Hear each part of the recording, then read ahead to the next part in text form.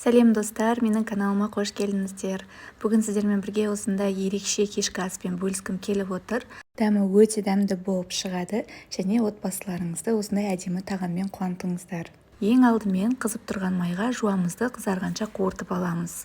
Одан кейін үстіне етімізді салып, жақсылап бетін жауып 5 минут қуырып алыңыздар. 5 минут өткен соң етіміздің үстіне тұзымызды салып, суымызды құйып, бір немесе 1,5 сағат етімізді бұқтыратын боламыз.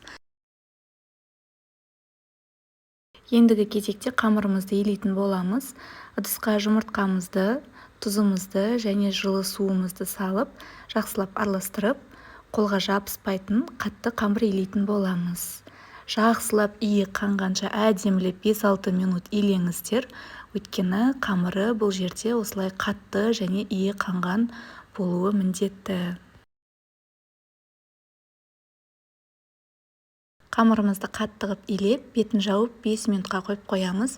5 минуттан кейін алып, тағы да жақсылап иі қанғанша 5-6 рет осылайынан қолыңызбен иін қандырып алыңыздар.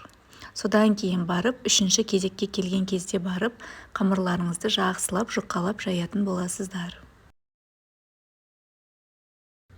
Біздің етіміз пісті, суы тартылып, яғни майы азайып қалса, үстіне кішкене май құйып жіберіңіздер. Майлы болғаны өте жақсы.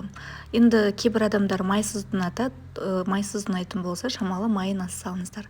Одан кейін үстіне тәтті бұрыш, қызанақ, сәбізімізді салып, жақсылап қуырып аламыз. 5 минуттай қуырсаңыздар жетеді. Одан кейін осылайынан ұсақтап туралған картопымызды салып, үстіне керек дәмдеуіштеріңізді салып, әрқайсыңыз әрқалай салсаңыздар болады. Кімге қандай дәмдеуіш ұнайды, соны сала бересіздер. Бұл жерде шектеу жоқ. Менде паприка, перец және томатный пастаны қосып, жақсылап араластырып, үстіне суды құйып, су құйған кезде бұл жерде қатты бетіне шығып кетпесін. Мінекей осылайынан суымызды құйып, 5 минут өткеннен кейін астын жай отқа қойып қоямыз. Өйткені біздің картопымыз пісіп кетпеу керек. Орташа шала піссе болады.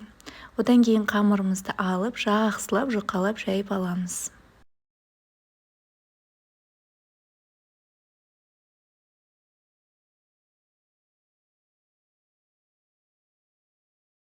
Жақсылап жұқалап жайылған қамырдың үстіне шемшік майымызды құйып, барлық жеріне жеткізіп, қолымызбен жағып шығамыз.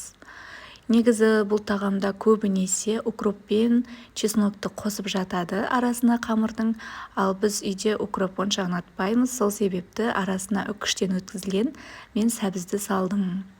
Осылайынан барлығын жайып шығып, шетінен бастап орайсыздар.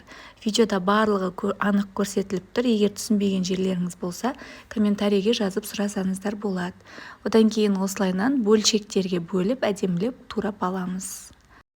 Қамырымыз дайын болғаннан кейін қазанымыздың отының астын қатты ашып, жаңағы қамырларымызды салып шығатын боламыз. Яғни бұл тағамды кейбір елде штрудель деп айтса, кейбір жерде нудель деп айтады екен. Яғни көбісі штрудель деп айтады. Осылайынан салып шыққаннан кейін астын басып, жай отта 20-25 минут пісіріп аласыздар. Дәмі өте дәмді болып шығады. Қалағанша сәндеп ұсынсаңыздар болады, және қонақ келген кезде алдына қойсаңыздар да өте ерекше тағам. Менің рецептім ұнаса, маған лайк, комментарий басып, қазақша контенттің дамуына көмектеріңізді тигізіп кетіңіздер. Сіздермен болған Гүлзада, баршаңызға ас болсын.